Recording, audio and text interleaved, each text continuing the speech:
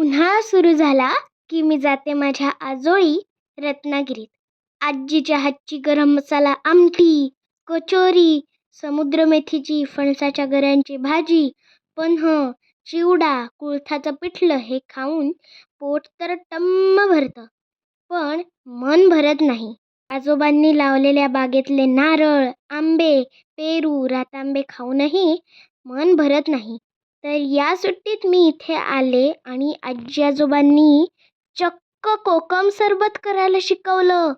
इथे आम्ही कोकमाच्या फळांना रातांबे म्हणतो. तर रातांबे मधून अलगद 2 भागांमध्ये कापायचे, बिया कापू न देता.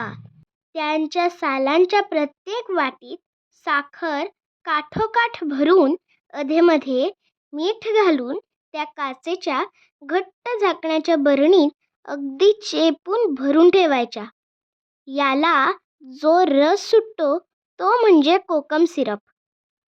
यापासून कोकम सरबत तयार करतात आणि बियांपासून तयार करतात कोकमाचं पन्ह.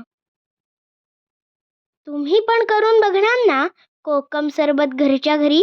अशाच मस्त ऑथेंटिक रेसिपी बघण्यासाठी माझं यूट्यूब चॅनल सबस्क्राईब करा.